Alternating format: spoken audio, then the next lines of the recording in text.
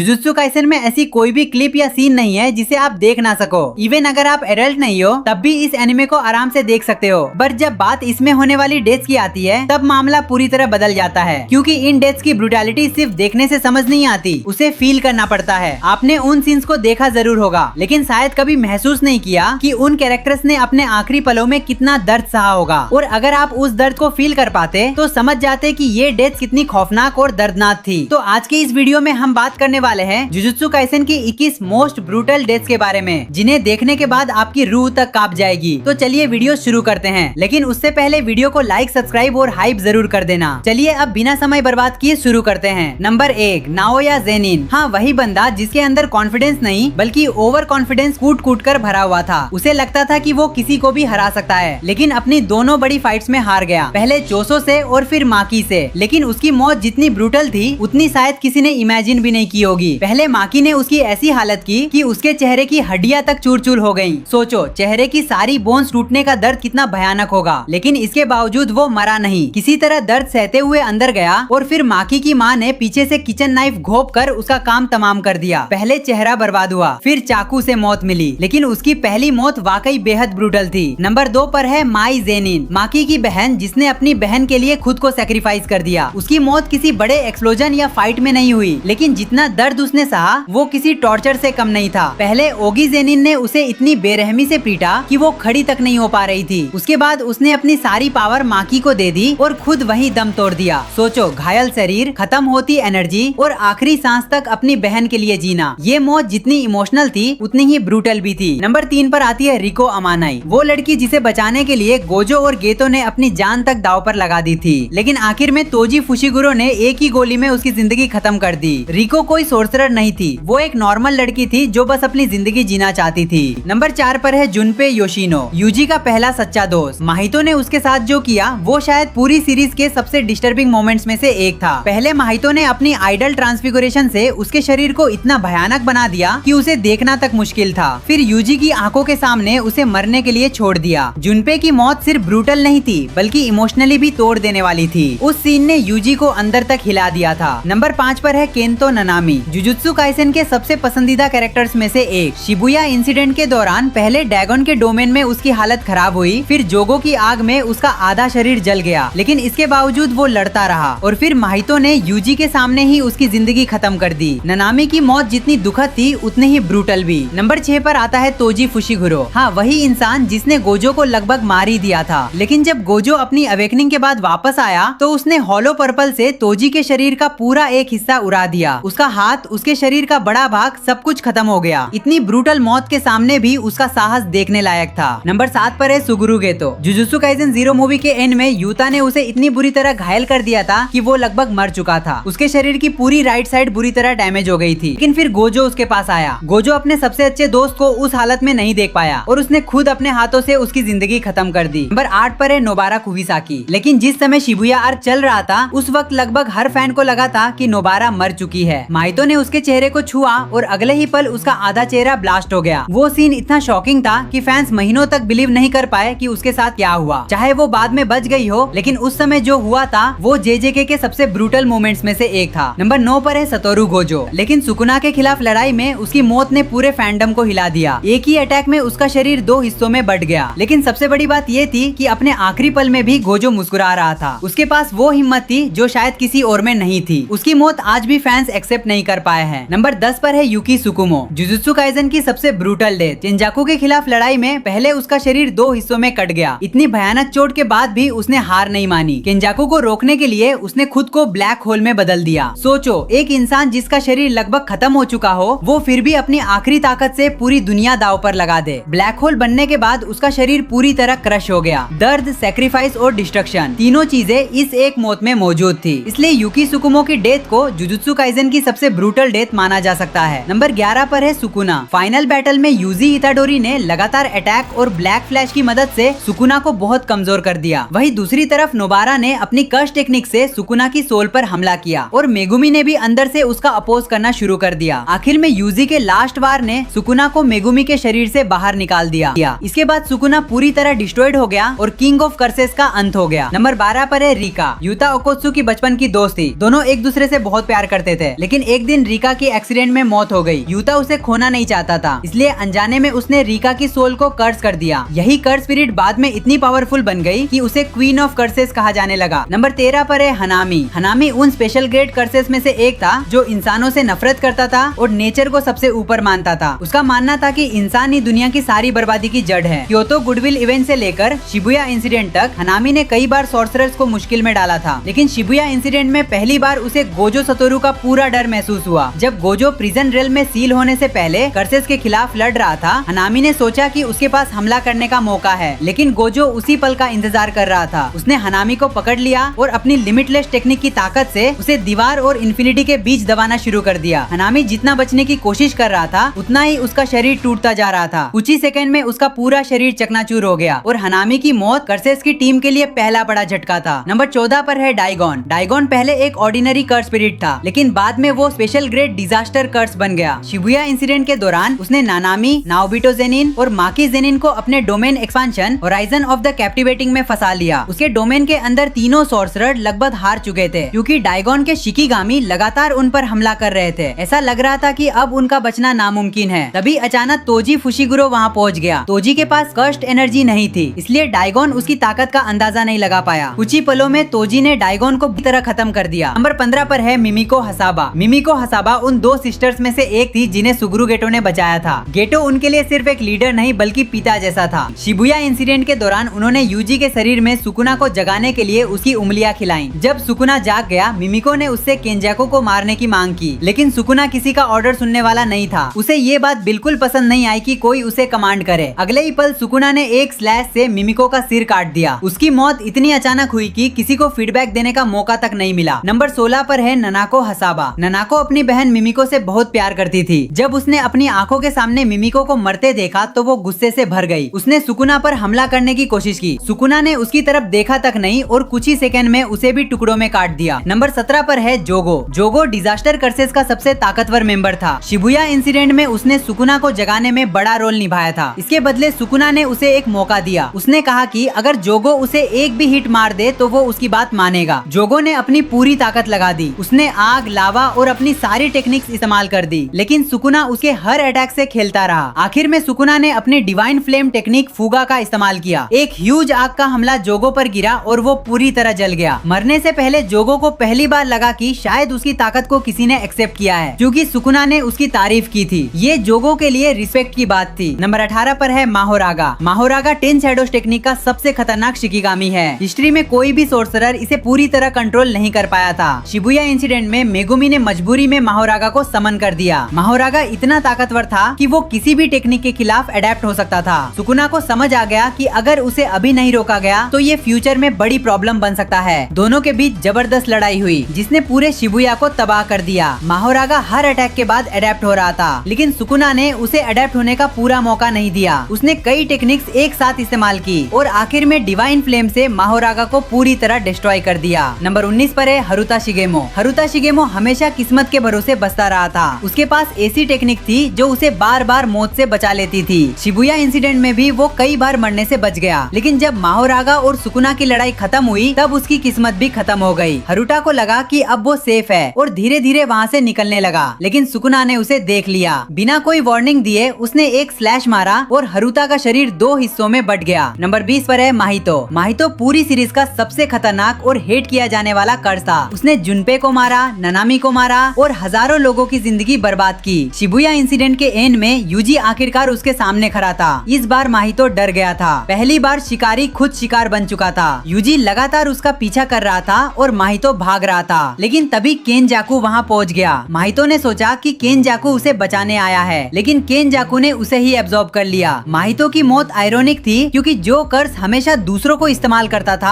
आखिर में खुद इस्तेमाल होकर खत्म हो गया। नंबर 21 पर है मासामिची यागा। मासामिची यागा टोक्यो जुजुत्सु हाई के प्रिंसिपल और पांडा के क्रिएटर थे। गोजो के सील होने के बाद हायर अप्स ने उन्हें मौत की सजा दे दी, क्योंकि उन्हें इंडिपेंडेंट कर्स्ड कॉर्प्सेस बनाने का मिस्ट्री पता था। उन्होंने यागा से वो सीक्रेट बताने को कहा, लेकिन यागा ने इनकार कर दिया। आखिर में गाकुगंजी को उन्हें मारने का आदेश मिला। लड़ाई के बाद यागा सीरियस रूप से घायल हो गए। मरने से पहले उन्होंने खुद ही गाकुगंजी को वो सीक्रेट बता दिया, लेकिन उन्होंने साफ कहा कि ये कोई मदद नहीं बल्कि एक कर्स है जो अब गाकुगंजी को लाइफ लॉन्ग याद रहेगा। पांडा अपने पिता को बचा नहीं पाया और सिर्फ उनकी मौत पर शोक मना सका। यागा की मौत ने दिखाया कि जुजुत्सु सोसाइटी के असली दुश्मन कभी कभी कर्सेस नहीं बल्कि उसके अपने लोग भी होते हैं। खैर दोस्तों, आज की वीडियो यहीं खत्म होती है। आपको इनमें से कौन सी डेथ सबसे ज्यादा ब्रूटल लगी वो कमेंट में जरूर बताना। अगर वीडियो पसंद आई हो तो लाइक, सब्सक्राइब और हाइप करना बिल्कुल मत भूलना। मिलते हैं नेक्स्ट वीडियो में, तब तक के लिए गुड बाय और मजे करो।